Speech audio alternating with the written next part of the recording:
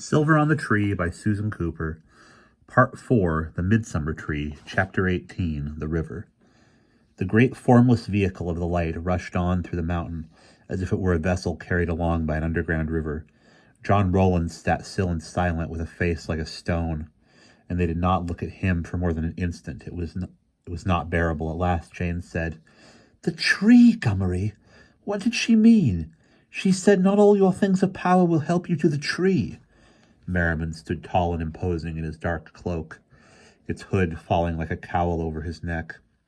His white hair gleamed in the brightness all around, and so did Brands beside him.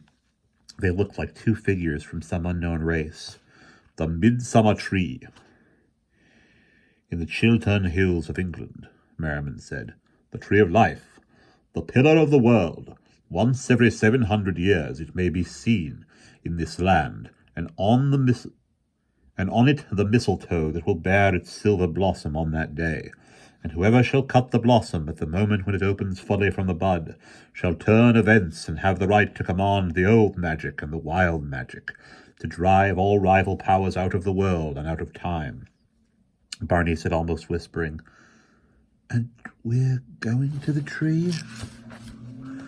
"That is where we are going," Merriman said, "and so is the dark, following the path. It has been planning all along to make the final moment of its last and greatest rising, the moment when the silver is on the tree."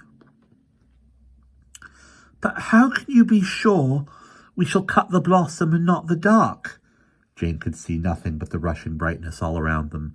For an instant she had a fierce image of a grey sky filled with riding lords of the dark, with Bloodwind Rowlands, the White Rider, laughing. Long, cold laughter in their head. "We have the sword of Arias," Merriman said, "and they do not, and although it is two-edged, and may be possessed by either light or dark, yet it was indeed made at the command of the light. If Bran can keep the sword safe, and if the Six and the Circle can help Bran safe, then all will be well. And where the midsummer tree grows tall," his voice deepened with the lilt of the verse, "by Pendragon's sword the dark shall fall." Will glanced automatically at the crystal sword glinting in Bran's hand. The blade was clear now, the blue flickering fire gone, but as he looked, it seemed to him that on the very point of the blade, the dancing blue fire again began to grow very faint and dim at first, but growing, creeping inch by inch up the blade toward the golden hilt. And the movement of the rushing river of light about them began to change. It became more pronounced, as though they were indeed tossing upon a river. They seemed to be in a boat, the six of them and John Rowland's. Will knew it, even though he could see nothing tangible around them at all. His eye came to Barney and stopped, and he smiled to himself. The younger boy was sitting oblivious to anyone around him, grinning a private grin of pure pleasure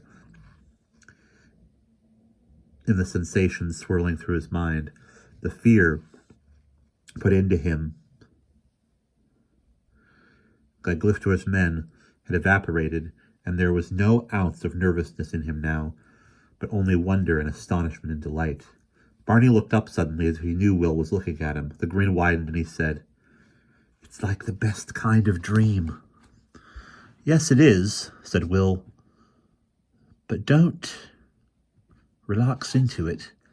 You can't trust what will happen." "I know," Barney said equably. "Honest, I know, but all the same. Whew." It was a head-back, beaming, yelping shout of joyful excitement, spontaneous and startling, and every face turned. Their apprehensiveness faded for a moment, and even Merriman, stern for the first instant, laughed aloud. So let's try Barney's woo again. "Woo!" And even Merriman, stern for the first instant, laughed aloud. "Yes," he said. "We need that as much as the sword, Barney." And then suddenly they were out into the day, into gray skies, with a watery sun trying in vain to break through thickening cloud, and they could see that their boat was was a long, high, proud, deckless vessel set with thwarts, and that there were other boats before and behind them, of the same shape, filled with figures who could not properly be seen. The mist hovered about them again, and with it a wavering of the air, like a tremor of heat. Though there was no heat, Will heard a faint familiar music in the air, delicate and fleeting. He looked out at the water and saw glimmering wavelets and an indistinct shore with green fields beyond, and the shadowy figures of men and horses. For an instant the mist parted in drifting tatters, and he saw hills rising behind, and the smoke of fires, and an army gathered there waiting, rank after rank of men, many of them on horseback, on small, sturdy, muscular animals that looked as tough and dark as determined as the riders they bore. It was a cavalry armed with glinting swords, waiting tense. Then the mist closed again, and there was only gray-white space. "Who are they?" Simon said hoarsely. "You saw them, then?" Will glanced round. The three of them were grouped beside him, with Bran and Merriman standing remote in the bow of the boat, and John Rawlins, a grim, hunched figure in the stern. "Who are they?" Jane said. All three Druids seemed deeply intent, staring vainly into the mist. Will could see Barney's hands convulsively opening and closing as if longing to be put to use. Sounds came out of the grayness suddenly, vague, confused from every direction at once. The clash of weapons, the neighing of horses, the shouts and screams and triumphant yells of men fighting. Simon spun about, his face twisted with frustration. "Oh, where are they? What is it? Will!" It was a cry of help, pleading. Merriman's deep voice said, from the bow, with an ache of the same desperation, "You may well yearn toward it. It is the first making and breaking of your land, this long-worked land so many centuries on the anvil. It is Mons Badonicus, the Battle of Badon, where the dark comes rising, and—" "How goes the day?" The voice rose into a searching shout, a question asked of no one visible, thrown at random into the grey mist. And out of the mist, as if in answer, a long shape loomed, a boat longer and larger than their own, taking shape nearer the bank as they drifted toward it on the stream. It was decked with weapons, filled with armed men with plain green flags flying at stem and stern. It seemed the boat of a general rather than a king, but there was the bearing of a king in the figure at its prow, a square-shouldered man with sunburned face and clear blue eyes, brown hair streaked with gray, and a short gray beard. He wore a short blue-green cloak, the color of the sea, and beneath it, armor like that of a Roman, and round his neck, half hidden, but glittering with light, like fire, he wore Will's linked circle of signs. He looked at Merriman and raised a hand in triumphant salute. "We go well, my lion. We have them now. At last they will go back to their own lairs and settle, and leave us to live in peace for a while." He sighed. His bright eyes moved to Bran and softened. "Show me the sword, my son," he said. Bran had been gazing at him unwavering since the boat had first appeared. Now, without a flicker of change in his intent gaze, he drew himself upright, a slim, pale figure with his colorless face and white hair, and raised the blue flaming sword of Arias in a formal salute. "And it still flames for the dark, still the warning." The words were another sigh. Bran said fiercely, But in this time too we shall drive out the dark, my lord. We shall come before them to the tree, and then drive them out and away, out of time."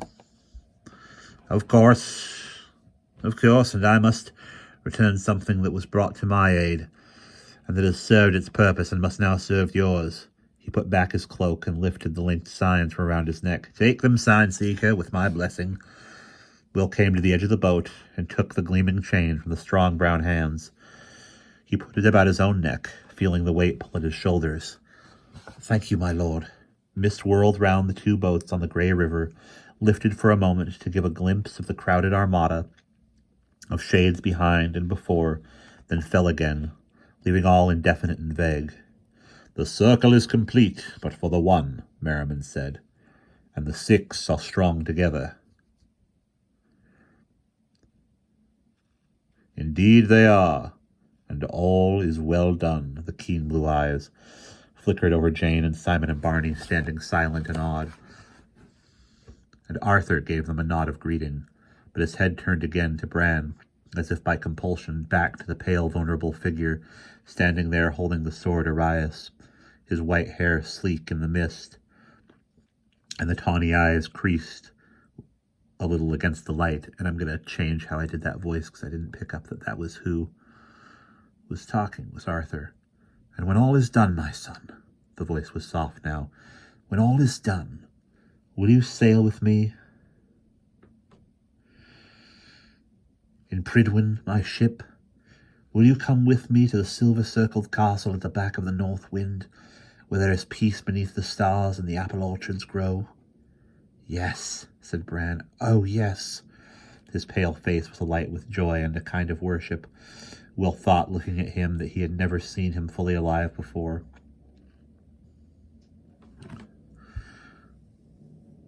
And it would be an easier rest than the last, and without end unlike the other. Arthur looked away into the mist, his bearded face sorrowful, looking at the time past from which he spoke to them. For our great victory against the dark at Badon does not last so very long. We British stay untroubled in our own parts of these islands, and the English peaceably in theirs. And the Pax Arthurus thrives for a score of years, but then the Saxons come again. Those bloody pirates, a trickle and then a flood battering westward through our lands, from Kent to Oxford, from Oxford to the Severn, and the last of the old world is destroyed. Our cities and our bridges and our language, all vanishes, all dies. There was anguish in his voice now. It was a long, aching lament. Lost, all lost, the savages bring in the dark, and the servants of the dark thrive. Our craftsmen and our builders leave or die, and none replace them except to deck our barbaric kings. And on our roads, on the old ways, the green grass grows. And men flee westward, Merriman said gently out of the bow of their vessel, to the last corners of the land where the old tongue lives for a while, to those places where the light waits always for the force of the dark to ebb, so that the grandsons of the invaders may be gentled and tamed by the land their forefathers despoiled. And one of those fleeing men carries a golden chalice called the Grail, that bears on its side a message by which a latter time will be able better to understand the last and most menacing rising of the dark, when it will rise not through the spilling of blood, but through the coldness in the hearts of men. Arthur bent his head in a kind of apology. The mist blew round him. He seemed fainter now, the sea-blue cloak less bright. True, true. And the Grail is found, and all the other things of power, by the 6 of you, and the light, thus fortified, so that all of us in the circle may come to its aid at the end. I know, my lion, I do not forget the hope promised by the future, even though I weep for the pain suffered by my land here in the past. The river began to swing the boats apart. The sound of battle and of triumphant shouting rose again. From the mists around them, Arthur's voice grew distant, rising in a last call. Sail the river, sail on, I shall be with you in a little while. And the ship and its flags and armed men were gone into the bright mist, and instead a darkness came whirling around them on both sides of the gleaming stream, a darkness as deep and vast as the sea, battering at their minds, rising, enveloping, and we will pause there.